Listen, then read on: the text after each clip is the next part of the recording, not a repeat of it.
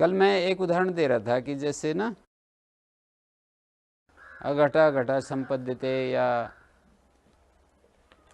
अशुक्ला शुक्ला संपद्यते, अवनम वनम संपद्यते, यहाँ सब उदाहरणों में संपद्यते क्रिया को हम देखते हैं।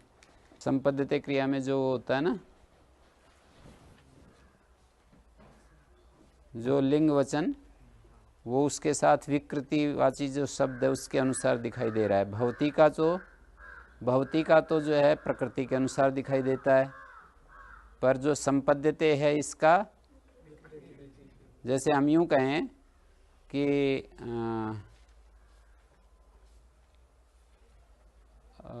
बहुवचन में ही कोई हम शब्द बोलें, कोई शब्द जैसे कल पूछ रहे थे हम, कोई शब्द बहुवचन में बोलें, अशुक्लानि वस्त्राणि शुक्लानि संपद्यन्ते, अशुक्लानि वस्त्राणि शुक्लानि संपद्यन्ते, जब हम ऐसा बोलते हैं तो शुक्लानि संपद्यन्ते ऐसा बोलते हैं ना, संपद्यन्ते के साथ हम बोलते हैं,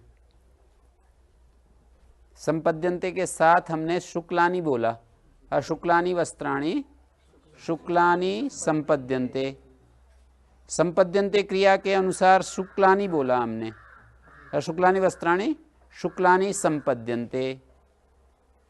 तो इन सब उदाहरणों में एक उदाहरण अभी ऐसा भी आ रहा है जिसको अभी हमें देखना है, जैसे अत्वम त्वम संपद्यते,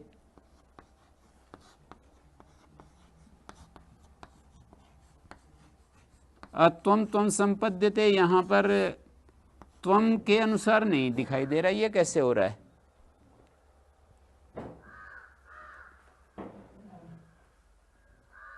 अत्वम त्वम संपद्यते यहाँ पर त्वम के अनुसार नहीं हो रहा है ना, नहीं हो रहा है। जैसे सारे उदाहरणों में तो संपद्यते, जैसे अशुक्ल शुक्ल संपद्यते, अशुक्ल शुक्ल संपद्यते। अब यहाँ संपद्यते में असंघ संघ संपद्यते, असंघ ब्राह्मण संघ संपद्यते। संपद्यते में एक वचन प्रथम पुरुष हुआ है, प्रथम पुरुष एक वचन हुआ है ना, संघ संपद्यते। अशुक्लानि शुक्लानि संपद्यन्ते, और जैसे अशुक्ले वस्त्रे शुक्ले समपद्येताम, लंग लकार का प्रयोग किया, समपद्येताम। अब समपद्येताम में जो द्विवचन हुआ है वो शुक्ले के कारण हुआ है ना, अशुक्ले वस्त्रे शुक्ले समपद्येताम। ये अशुक्ले वस्त्रे, ये वस्त्रे जो है इसके साथ जुड़ रहा है, अशुक्ले वस्त्रे शुक्ले समपद्येताम, लंग लकार का रूप है ये। तो ये समपद्येताम जो क्रिया में वचन है, ये इसके कारण से है या इसके कारण से, ये देख रहे हैं हम। ये जो वस्त्रे के कारण से भी यहाँ तो हो सकता है, फिर कोई यूँ कहे कि इसके कारण से ही है, अत्वम के कारण से ये संपद्यते बना है, ऐसा लग रहा है।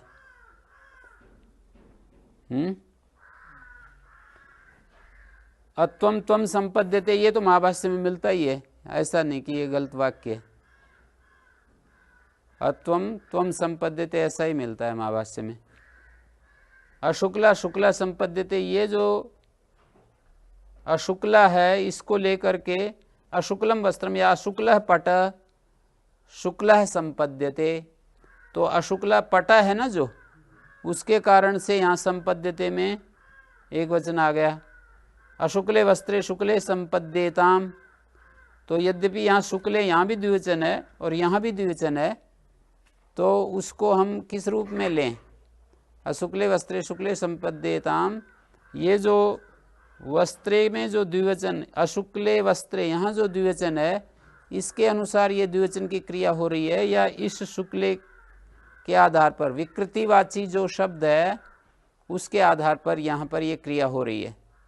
ये हम विचार कर रहे हैं ना कि क्रिया जो है प्रकृति के अनुसार है या विकृति के अनुसार है, प्रकृति के अनुसार है या विकृति के। तो ये उदाहरण को देखने से तो पता लगता है कि अत्वम त्वम संपद्यते प्रकृति के अनुसार क्रिया है।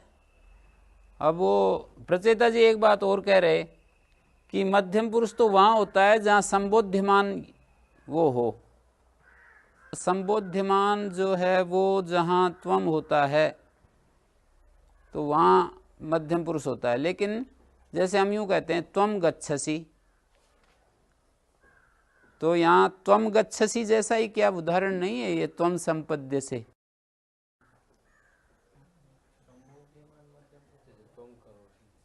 त्वम करोसि, त्वम गच्छसि, जिसको हम सामने संबोध्यमान तो लोट लकार में जरूरत पड़ती है, संबोध्यमान की जो आवश्यकता पड़ती है। जैसे कहीं पर संबोध्यमान जो अर्थ है उसकी आवश्यकता तो हमें लोट लकार या लिंग लकार में पड़ती है कि तुम गच्छे, तुम एतत् कुरु, तुम एतत् मा कुरु। जैसे हम लोट लकार में या विधिलिंग में जब कोई बात कहते हैं तो वहाँ पर उसको संबोधन करते हैं ना त्वम को, कि भाई तुम ये कार्य करो, वो काम करो। इस तरह से जब हम 11 लकार हैं, उन लकारों में से लोट लकार और लिंग लकार ऐसा है कि जिसमें हम अगले वाले को संबोधित करके, लोट लकार और लिंग लकार में संबोधित करके कुछ बात कहते हैं कि तुम ये करो, तुम ये मत करो, तुम वहाँ जाओ, यहाँ आओ, ऐसे जो कर रहे हैं ना, तुम यहाँ पर आ जाओ, तुम वो काम करो, ये काम करो, ऐसे जो हम तुम शब्द का प्रयोग कर, वह करे, तुम करो, वह करे, इस तरह की जो बात है ये किस लकार में होती है? लोट लकार या विधिलिंग में होती है। अब लट लकार में त्वम शब्द का प्रयोग करते हैं तो उसमें तो संबोध्यमान की कोई बात नहीं होनी चाहिए। कैसे? तो यहाँ संबोध्यमान क्या है? संबोध्यमान की जरूरत जो है वो जब कोई आज्ञा देते हैं, मतलब संबोधन जिसको किया जा रहा है वो संबोध्यमान होता है, जिसको हम संबोधित करके कोई बात कह रहे हैं, कोई निर्देश दे रहे हैं। ऐसे तो स करोति, किम स करोति, यूँ भी कह सकते हैं। अनहम अहम संपद्यते इति मद्भवति, अत्वम त्वम संपद्यते इति त्वद्भवति। त्वद्भवसि नहीं बोलते यहाँ पर, त्वद्भवसि नहीं बोलते, त्वद्भवति बोलते हैं। और अनहम अहम संपद्यते इति मद्भवति बोलते हैं, मद्भवामि नहीं बोलते। ये बात समझ में आई? अनहम अहम संपद्यते, जो मैं नहीं है वो मैं बन रहा है। जैसे ये शरीर जो था वो मैं नहीं था, और जीव के आने से ये शरीर मैं बन रहा है। हाँ, मद्भवति अनहम शरीरम अहम संपद्यते इति मद्भवति शरीरम। प्रत्यय उत्पन्न करने का मतलब है कि जिस प्रकृति से प्रत्यय ला रहे हैं, च्वी, जिस शब्द से च्वी ला रहे हैं उसका तो विकृतिवाची शब्द से आता है ना, वो विकृतिवाची शब्द से आता है।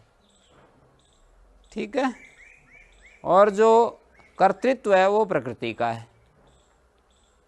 अमहान महान संपन्ना, यहाँ पर अमहान महान संपन्ना, अमहान का कर्तृत्व है संपद्यकर्ता में वर्तमान प्रातिपदिक से। तो इसलिए प्रत्योत्पत्ति में तो विकृतिवाची जो शब्द होगा उसका कर्तृत्व मानेंगे, पर क्रिया का पुरुष और वचन वो प्रकृति के अनुसार होगा।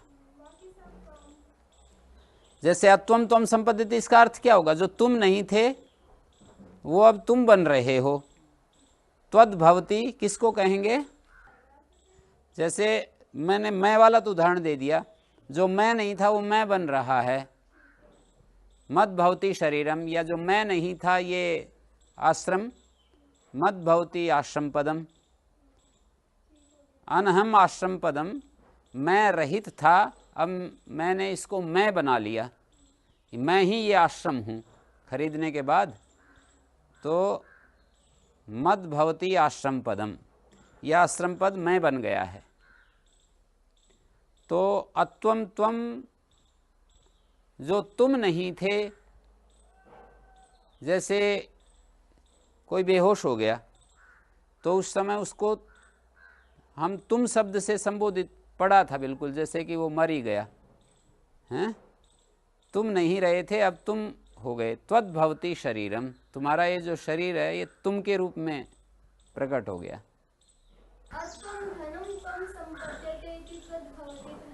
हाँ, तुम रहित थे ये धन, अब ये धन तुम ही बन रहे हो।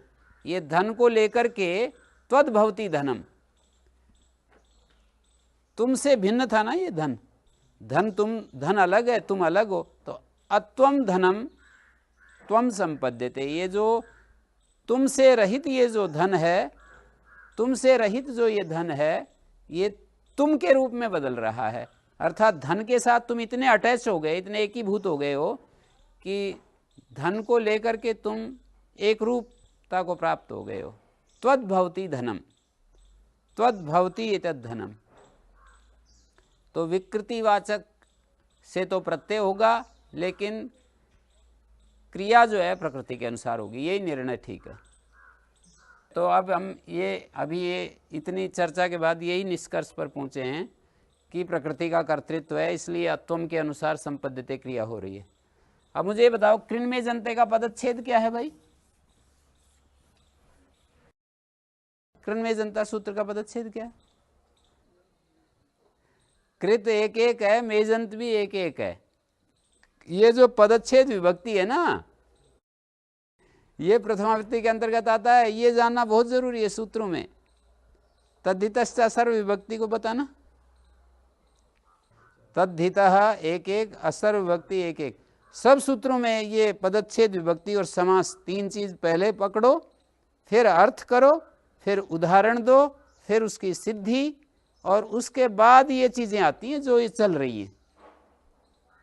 ठीक है, सबसे पहले पदच्छेद विभक्ति का बोध होना चाहिए, समास तीसरे नंबर पर, फिर अर्थ करते समय अनुवृत्तियां कि किस किस पद की अनुवृत्ति आ रही है, अर्थ करते समय अनुवृत्ति, और उसके बाद उदाहरण दो, उदाहरण के बाद सिद्धि, और इतना करने के बाद ये चर्चाएं आती हैं, जो चर्चाएं मैंने आपके सामने रखी हैं बहुत सारी, जो मैं इसमें ये शंका है, इसमें ये शंका है, ये जो शंकाएं हैं इसके बाद की चीजें ये। मेजंत का समास बताओ भाई। देखो, जब हम बहुब्री समास में जब ययो ले जाएंगे ना, तो हमेशा हमेशा यूं समझ लो द्विवचन जाएगा। जैसे टश्च कश्च टकौ, टकौ इतौ ययो हो, तो अंत में क्या शब्द बनेगा? टकितौ, टकौ इतौ ययो हो, टकितौ, द्विवचनांत शब्द बनेगा जब आपने ययो कह दिया तो। इसलिए हमेशा ये बात ध्यान रखनी है बहुब्री समास की, आपने यस्य कहा तो शब्द जो बनेगा एक वचनांत बनेगा, आपने ययो कह दिया तो शब्द जो बनेगा द्विवचनांत बनेगा, एशाम कह दिया तो जो शब्द बनेगा बहुवचनांत बनेगा, आपने ययो कह दिया तो मेजंता एक वचनांत नहीं बना सकते, फिर क्या बनाना पड़ेगा? मेजंत, और अंते भी नहीं, फिर वहां अंतौ बोलना चाहिए। मश्च एच मेचौ, मेचौ अंते यस्य थोड़ी बोलेंगे, मेचौ अंतौ ययो बोलोगे तो मेजंतौ शब्द बनेगा, ययो बोलेंगे मेजंतौ, और यूं कह दिया मेचौ अंतौ येषाम तो शब्द बनेगा मेजंताः, और शब्द बनाना है हमको मेजंतः, तो मेजंत बनाना था मश्च एच मेचौ, मेचौ अंतौ यस्य। मैं और एच अंत में है जिसके, इस शैली में बोले हैं वो। मैं बोल रहा था मैं और एच अंतावयव है जिसका, अंत का मतलब अंतावयव, और इन्होंने ऐसा हिंदी की शैली में बोल दिया मैं और एच अंत में हैं, लास्ट में है जिसके। ऐसा जिसके किसके, यस्य शब्द से किसका संकेत करेंगे? मैं और एच अंत में है जिसके, जिसके किसके? सूत्र में कृत पढ़ रखा है ना, उसी को लेंगे। जैसे तद्धितश्च असर्व विभक्ति में, असर्व विभक्ति में बहुब्री करते हैं, नहीं उत्पन्न होती है संपूर्ण विभक्ति, जिससे प्रश्न उठेगा किससे? तद्धित से, ऐसा अर्थ लेते हैं। ठीक है ना? हाँ हाँ, दोनों ठीक है। मेचवंते यस्य मेचवंतौ यस्य। हैं? तो देखो, मेजंत जो कृत, फिर इस कृत के द्वारा शब्द रूप को विशेषित कर रहे हैं, तो ये निदिष्ट तदंत से तदंत विधि हो जाएगी। मेजंत जो कृत, अब कृत के द्वारा शब्द रूप को विशेषित करो तो क्या अर्थ बनेगा? तदंत शब्द रूप। मेजंत जो कृत, तदंत शब्द रूप हैं, अव्यय संज्ञक होते हैं। तद्धितश्च सर्वविभक्ति, असर्वविभक्ति जो तद्धित, तदंत शब्द रूप अव्यय संज्ञक होता है। ऐसे कहेंगे ना, असर्वविभक्ति जो तद्धित, अब तद्धित से हमने शब्द रूप को विशेषित किया तो येन विदिष्ट तदंतस्य, तदंत शब्द रूप अव्यय होता है। असर्वविभक्ति तो तद्धित है और तदंत शब्द रूप। तदंत मानी वह अंत में जिसके, वह अंत में, वह शब्द से किसका संकेत कर रहे हैं? वह तद्धित अंत में है जिसके। बैठ रहा है? तो इसका आगे जो है, ऐसे भी कह सकते मेजंत कृदंत अव्यय संज्ञक होता है। मेजंत कृदंत अव्यय संज्ञक होता है, इसमें अर्थ दूसरा बन जाएगा। कृदंत विशेषित होगा मेजंत के द्वारा। श्रुति से तो मेजंत बना लेंगे और कृदंत जो है प्रत्यलक्षण से बना लेंगे, ऐसे करके उसके जो परिणाम अलग जाएंगे। अभी तो हमने मेजंत को कृत को विशेषित किया, मेजंत के द्वारा कृत को पकड़ा कि कृत कैसा? मेजंत कृत। कृत कैसा? मेजंत कृत। और जब आप यूं कहोगे मेजंत कृदंत, तो कृदंत कैसा? मेजंत। तो फिर उसमें यह होता है कि वो प्रत्यय लक्षण से कृदंत बनने लगेगा और श्रुति से वो मेजंत, सुनाई पड़ रहा है मेजंत और प्रत्यय लक्षण से वो कृदंत है, तो उसकी भी अव्यय संज्ञा होने लगेगी। मतलब परिस्थिति अलग बदल जाएंगी। मेजंत कृदंत अव्यय होता है, इससे अलग अर्थ बनेगा। जैसे वहाँ इदुदे द्विवचनम है ना, तो हम ये कहते थे ईकारांत उकारांत एकारांत द्विवचन, तो अलग अर्थ बनेगा। और यदि यूँ कहें ईकारांत उकारांत एकारांत द्विवचनांत, तो अलग अर्थ आएगा। ईदाद्यंत द्विवचनांत की प्रकृति संज्ञा होती है, तो अलग अर्थ बनेगा। ईदाद्यंत जो द्विवचन, तदंत शब्द रूप अव्यय होता है, इसका भी अलग अर्थ होगा। एकारांत उकारांत एकारांत द्विवचन की प्रकृति संज्ञा होती है, इसका भी अलग अर्थ होगा। 3 वाक्य हो गए, 3 वाक्य हो गए। ईकारांत उकारांत एकारांत द्विवचन, और फिर हमने कहा तदंत शब्द रूप, तो ये एक अलग प्रकार का अर्थ हुआ। ईकारांत उकारांत एकारांत द्विवचनांत की प्रकृति संज्ञा, ये एक अलग अर्थ हो गया। ईकारांत उकारांत एकारांत द्विवचन की प्रकृति संज्ञा होती है, ये एक अलग अर्थ हो गया। और एक चौथा अर्थ और भी बनता है, उसमें 4 अर्थ बना करके दिखाए हैं। एक चौथा अर्थ बताया, ईकार उकार एकार द्विवचन की प्रकृति संज्ञा होती है, मानी ईकार उकार एकार को विशेष्य बना दिया और द्विवचन को विशेषण बना दिया। द्विवचन विशिष्ट इकार उकार एकार की प्रकृति संज्ञा होती है। देखो ध्यान से कैसे बन रहे हैं ये अर्थ, ऐसे बनते हैं। ईदुदेत को तो विशेषण बना दिया,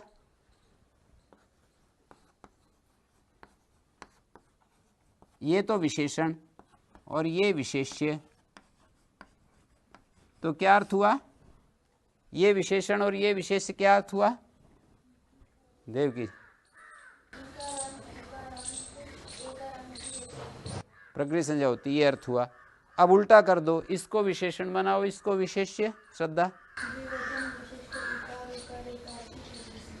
हाँ, ऐसा इकार उकार बेकार, इसको विशेषित कर रहे हैं ना इसके द्वारा। विशेषण विशेषित करने के लिए होता है कि हम जिसको विशेष्य बनाते हैं उसके साथ कैसा प्रश्न करते हैं, कैसा इकार उकार एकार कैसा, तो इसके द्विवचन, द्विवचन इस विशेषण से युक्त, द्विवचन इस विशेषता से युक्त।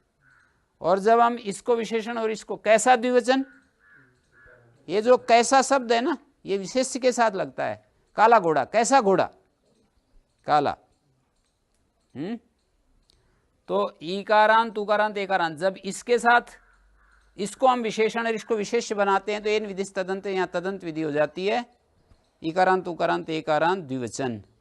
और जब इसको विशेषण बनाते हैं इसको विशेष्य, तो यहाँ तदंत विधि तो फिर यहाँ भी होनी चाहिए। आपका प्रश्न उठना चाहिए कि एन विधि तदंत, इधर इधर जब हम इसको विशेषण बनाते हैं इसको विशेष्य, तो यहाँ तदंत विधि नहीं करते, यूँ नहीं कहते द्विवचनांत इकार उकार एकार की प्रकृति संज्ञा होती है। जब आपने एन विधि तदंत सूत्र बता दिया कि जहाँ भी विशेषण से कोई कार्य करते हैं विशेष्य को, तो वहाँ विशेषण तदंत का ग्राहक होता है।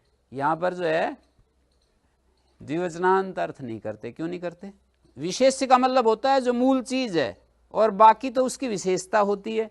तो द्विवचन को हम प्रक्रिया संज्ञा करने जा रहे हैं और वो द्विवचन की विशेषता हम ये बता रहे हैं। द्विवचन कई प्रकार का होता है, विशेषता ध्यान दीजिए, द्विवचन को हम प्रक्रिया बता रहे हैं और उसकी विशेषता ई उ ए डाली। द्विवचन कई प्रकार का होता है, उनमें से उसकी विशेषता बता करके कुछ को पकड़ लिया कुछ को हटा दिया। जैसे द्विवचन तो मकारांत भी होता है, जैसे भ्याम होता है ना। द्विवचन तो ओस होता है, सकारांत भी होता है ना। और द्विवचन तो औ भी होता है, औकारांत भी होता है। रामा रामौ रामा, रामौ में ये द्विवचन औ है। तो द्विवचन कई प्रकार के हो गए ना, सकारांत हो गया, मकारांत हो गया, भ्याम प्रत्यय जहाँ आता है, ओस प्रत्यय जहाँ आता है, और औ जहाँ आएगा। द्विवचन जो है औकारांत भी होता है। अब ये ई उ ए डाल करके हमने क्या कहा कि भाई द्विवचन को तो पकड़ना है, पर वो ईकार अंत वाला, ऊकार अंत वाला, एकार अंत वाला होना चाहिए। ये हट गए, कुछ पकड़ लिए द्विवचन, कुछ हटा दिए। क्या पकड़ लिए क्या हटा दिए?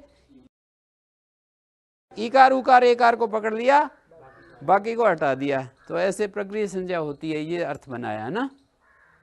ऐसे ही ये विशेषण, सब जगह आप विशेषण विशेष्य पर केंद्रित हो गए तो व्याकरण आपके इसमें आ जाएगा, हाथ में मुट्ठी में आ जाएगा।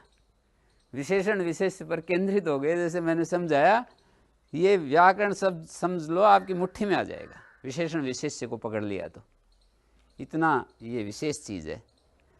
जैसे तद्धितश्च सर्वविभक्ति, तद्धित तो बहुत प्रकार के थे, विशेषण डाल करके उसमें से पकड़ लिया कुछ, कुछ हटा दिया। क्या पकड़ लिया? जो असर विभक्ति तद्धित था उसको पकड़ लिया, और जो असर विभक्ति तद्धित नहीं है उसको हटा दिया, अव्यय नाम रख दिया। कृण्वे जनता, अब ये कृत है, कई प्रकार के कृत थे। जैसे अकारांत कृत भी है, घय प्रत्यय का जो अ बचता है ना, अनुबंध लोप करके देखने हैं, अनुबंध लोप करके देखने हैं। जैसे घय प्रत्यय का जो अ होता है वो अकारांत है, और जो है जैसे णुल प्रत्यय ऊ के स्थान में आक हो जाता है तो वो अकारांत है। कई प्रकार के कृत होते हैं, उनमें से कुछ पकड़ दिया कुछ हटा दिया। मकारांत और एजंत को तो पकड़ लिया, बाकी को। दीर्घ आकारांत भी कृत होता है, जैसे कत्वा प्रत्यय, उसको तो अलग पढ़ दिया है। वैसे कत्वा तो सुन का सुना अलग से पढ़ दिया है, बाकी कृत तो 150 प्रत्यय हैं लगभग। और औणादिक प्रत्यय है ना बहुत सारे, वो भी तो कृत संज्ञा की हैं।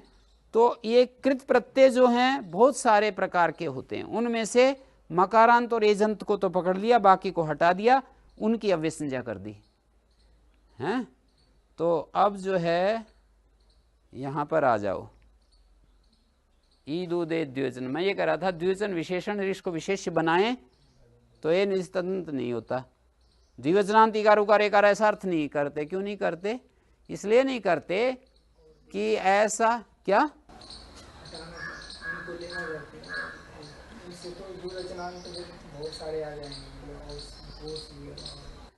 जब हम स्वयं ही किसी उत्तर से संतुष्ट नहीं होते तो समझ लो दूसरा तो होगा ही नहीं कभी भी। जैसे कोई उत्तर हमने दिया, ये केवल इसी की बात नहीं, धर्मशास्त्र की, व्यवहार की, सब बातों की। जैसे प्रश्न उत्तर करते हैं, कोई प्रश्न ऐसा आ जाए कि जो उत्तर देते समय हमें ही संतुष्टि ना मिल रही हो तो समझ लो कि अगले वाले को भी मिलनी नहीं है बिल्कुल भी। पहले तो हमें संतुष्टि मिलनी चाहिए, तब आशा कर सकती है कि अगला भी संतुष्ट। हमें जिसमें संतुष्टि मिल गई, जरूर नहीं कि अगला संतुष्ट हो जाए, पर इसका कोई मतलब मेरे को ऐसा लगता नहीं कि जिस चीज को हम तो असंतुष्ट होकर के उत्तर दे रहे हैं, अगला जो है संतुष्ट हो जाए। ऐसा उदाहरण नहीं मिलेगा। अपवाद रूप में भी मुश्किल है मिलना। बताओ जी, आप क्या कह रही थी, आप बताओ क्यों नहीं होता? इसमें द्विवचनांत इकार उकार एकार अर्थ निकलेगा ना, तो फिर क्या करोगे? ई उ ए को पकड़ना पड़ेगा और वो द्विवचनांत, तो ऐसी कोई स्थिति नहीं बनेगी। आप इसको विशेष्य बनाओगे तो इसको पकड़ोगे ना, ई उ ए की प्रक्रिया संज्ञा करोगे, और वो फिर द्विवचन अंत में है जिसके ऐसा ई देखोगे, ऐसी स्थिति बनेगी नहीं। द्विवचन अंत में है जिसके ऐसा ई मिलना चाहिए, ई की प्रक्रिया संज्ञा और फिर द्विवचन अंत में हो। द्विवचन अंत में है जिसके द्विवचन का लोप हो जाए, तो फिर वो ई कैसे हुआ? लोप हो जाए नहीं, तो फिर द्विवचन अंत में है जिसके ऐसा। प्रत्यलोप प्रतिलक्षण तो वहां होता है, औ का कहीं लुक कर दो, मान लो सुपोधात प्रातिपदिक या किसी अन्य प्रक्रिया से लुक कर दिया, फिर वो यूं कह रहे हैं कि प्रत्यलोप प्रतिलक्षण से प्रत्यय का लोप होने पर भी उसको निमित्त मान करके क्या कार्य करना चाह रहे हो, उस कार्य करने के लिए वो प्रतिलक्षण होता है। जैसे औ का आपने हटा दिया, लुक कर दिया, अब उसको निमित्त मान करके कोई अन्य कार्य करने जाएं तब उसको निमित्त मान लेते हैं। तो औ को निमित्त मान करके यहाँ कार्य कुछ कर नहीं रहे, यहाँ तो ई को मान करके हम प्रक्रिया संज्ञा कर रहे हैं। तो अब जो है ई को यदि विशेषण बना रहे हो तो ई के अंदर ही द्विवचन धर्म को देखना पड़ेगा। द्विवचन अंत में है जिसके ऐसा नहीं, उससे अलग करके देखो। तदंत विधि तो तभी होगी जब इसको विशेषण बनाए और इसको विशेष्य बनाए हैं। और विशेषण विशेष्य जो है ना एक ही जगह देखा जाता है। जैसे यहाँ उल्टा करते हैं तब देखते हैं ना द्विवचन विशेष्य और ये विशेषण, तो द्विवचन के अंदर ही देखते हैं इकारांत धर्म। जो ये इकारांत धर्म होगा ना, विशेषण तो धर्म ही होता है, विशेषण जो होता है धर्म होता है, और वो जो विशेष्य होता है वो धर्म ही होता है। माने धर्म जिसके अंदर वो धर्म ही होता है। जैसे कृन्मय जनता में कृत विशेष्य है, तो कृत धर्मी में हम क्या देखते हैं? मकारांत। मकारांत जो धर्म है, जैसे तुमुन प्रत्यय है तो तुमुन में तुम बचा। अब ये मकारांत जो धर्म है इस कृत के अंदर देख लिया हमने। जैसे तवई प्रत्यय है तो ये एजंत धर्म इस धर्मी के अंदर देख लिया। मकारांत कृत, जो कृत है वो मकारांत है, जो कृत है वो एजंत है, जो द्विवचन है वो इकारांत है। द्विवचन को ही इकारांत कहते हैं। तो दो अर्थ, तीसरा अर्थ क्या होगा? अब ये तीसरा अर्थ मैं कर रहा हूं, ईद उदेत के द्वारा द्विवचन को विशेषित करो और आगे बढ़ो, उसके द्वारा शब्द रूप को विशेषित करो। इकारांत उकारांत एकारांत द्विवचन हो गया, इसके द्वारा शब्द रूप को विशेषित करो। तदंत शब्द रूप प्रगृह्य होता है। तदंत मानी वो द्विवचन, माले इकार उकार एकार विशिष्ट जो द्विवचन, और वो अंत में है जिसके ऐसा शब्द रूप। ये तीसरा अर्थ हुआ। और फिर चौथा अर्थ, इकारांत उकारांत एकारांत ये भी और ये द्विवचनांत ये भी दोनों शब्द रूप के विशेषण। मतलब इसके द्वारा भी इकारांत उकारांत एकारांत शब्द रूप, और इसके द्वारा भी शब्द रूप की दो विशेषताएं बतला दी। शब्द रूप की दो विशेषता बतला दी, इकारांत उकारांत एकारांत शब्द रूप तथा द्विवचनांत शब्द रूप। तो दोनों जगह तदंत विधि हो रही है। द्विवचनांत शब्द रूप, इकारांत उकारांत एकारांत शब्द रूप। ठीक है, ये चार अर्थ प्रस्तुत करके उनमें से एक अर्थ सेलेक्ट किया है। इस सूत्र के चार अर्थ संभावित रख करके तीन में दोष दिखा करके कि भाई ऐसा अर्थ करेंगे तो यहाँ दोष आएगा, ये लक्ष्य हमारे संग्रहित नहीं होंगे, ये अर्थ करेंगे तो ये लक्ष्य संग्रहित नहीं होंगे। तो इसलिए वही अर्थ मान्य होता है जिसमें सबसे ज्यादा लक्ष्यों का, लक्ष्य का मतलब उदाहरणों का संग्रह हो। जिस अर्थ को मानने से सबसे ज्यादा उदाहरण संग्रहित हो वही मान्य होता है। तो आपने जो अर्थ दिया है ना, उसकी संभावना तो की है महाभाष्य में कि इसका ये अर्थ नहीं कर सकते। महाभाष्य ऐसा आकर ग्रंथ है, ऐसा खजाना है कि जो मनुष्य के मन में प्रश्न आ सकते हैं ऐसा कुछ भी नहीं छोड़ा कि जो बच गया हो। जो व्याकरण पढ़ने वाले व्यक्तियों के मन में जो प्रश्न पैदा हो सकते हैं, उसको कुछ भी मतलब छोड़ा नहीं, सारे प्रश्न जो है उठा करके उन पर विचार किया है। कभी भी धरती के अंत तक कोई व्यक्ति जो है ना, जब तक ये व्याकरण रहेगा उससे बढ़कर कोई दूसरा नहीं आ सकता है, उससे ज्यादा कोई बड़ा व्याकरण नहीं हो सकता। तो अब देखिए, कृण्मय जनता का उदाहरण हमने स्वादुम कारम भुंक्ते, तो यहां पर च्यर्थ विषय में होता है। ये क्या? स्वादुमी, स्वादुमी नमुल सूत्र से जो नमुल प्रत्यय होता है वो च्यर्थ विषय में होता है। च्यर्थ विषय क्या होता है? अभूत तद्भाव। अस्वादुम स्वादुम कृत्वा भुंक्ते इति स्वादुम कारम भुंक्ते। जो चीज पहले स्वादु नहीं थी उसको स्वादु करके खाता है। जैसे सब्जी थी वो स्वादु नहीं थी, नमक आदि उसमें पड़ा नहीं था, जीरा वगैरह, तो उसको स्वादु करके खाता है।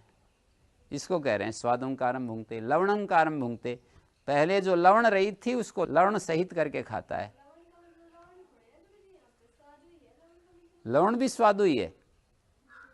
स्वादुमी नमुल सूत्र में जो स्वादुम शब्द है ना, वो स्वादु अर्थ वाले शब्द लिए गए हैं।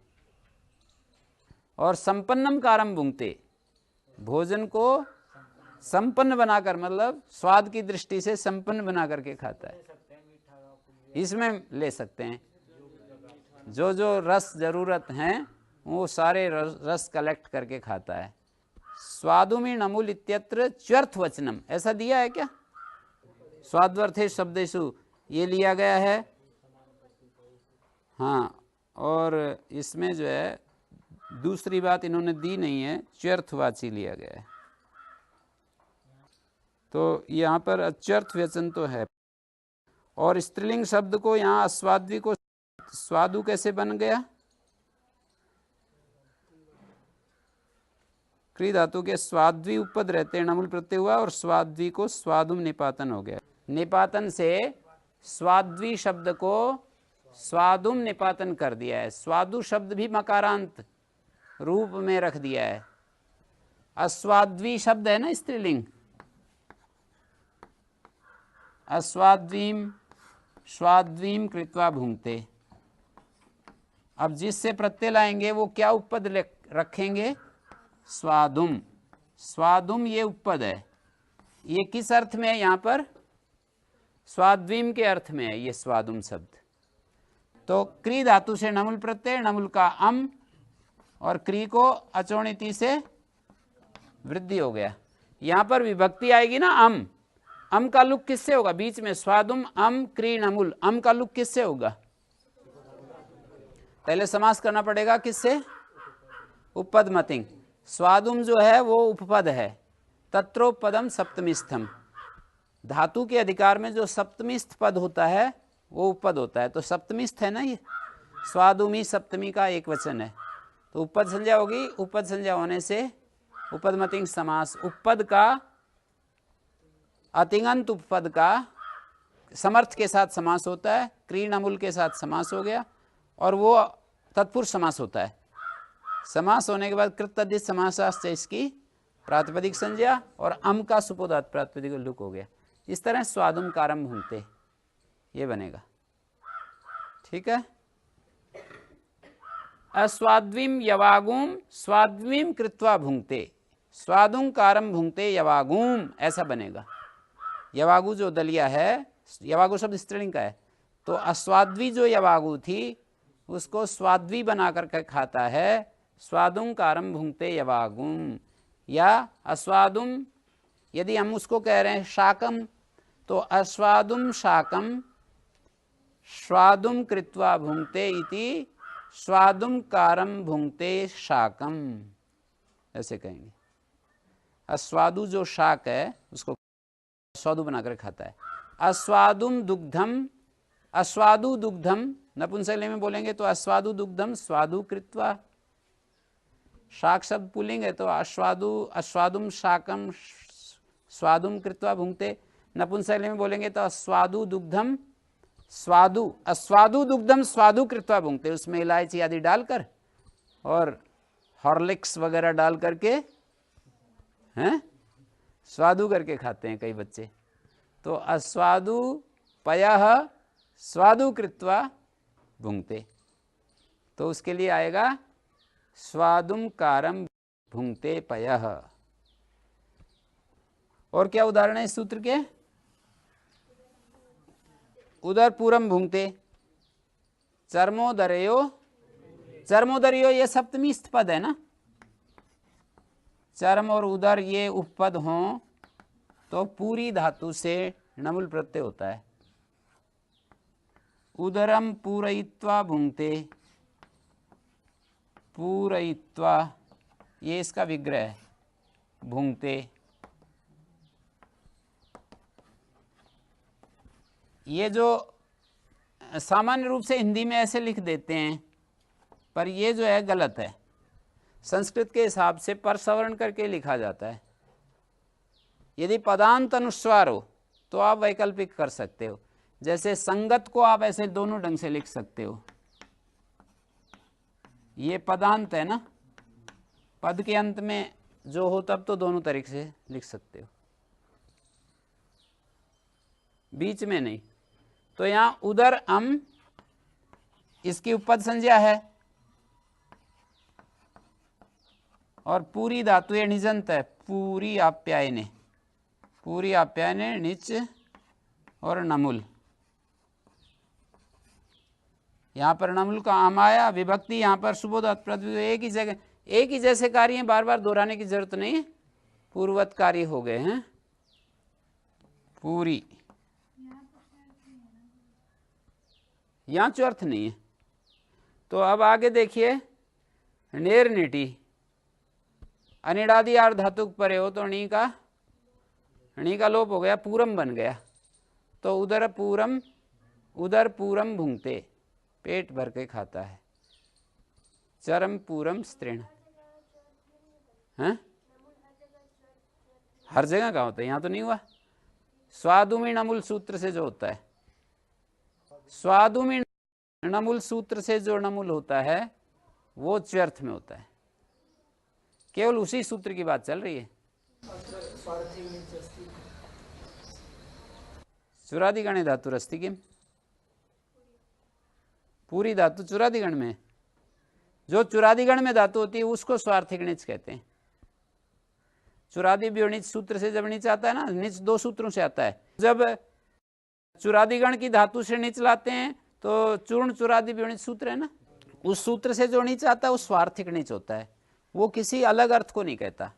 पर हेतुमती से सूत्र से नीच आता है वो प्रेरणार्थक नीच कहलाता है, वो प्रेरणार्थक नीच होता है, वो उसको स्वार्थिक नहीं कहते हैं। तो ये तीन स्थिति होती हैं, एक स्वार्थिक नीच की, एक प्रेरणार्थक नीच की, और एक बिना नीच के नीच का अर्थ दे देता है धातु, बिना नीच के ही नीच का अर्थ दे देता है प्रेरणार्थ। प्रेरणा जो अर्थ होता है ना, नहीं, हेतुमती में तो नीच ला करके हेतु ये जो प्रेरणा अर्थ निकालते हैं, और एक है नीच आने पर भी वो वही अर्थ रहता है जो धातु का अर्थ है, दो। और तीसरी स्थिति वो होती है कि बिना नीच के ही धातु ही नीच के अर्थ को कह देती है।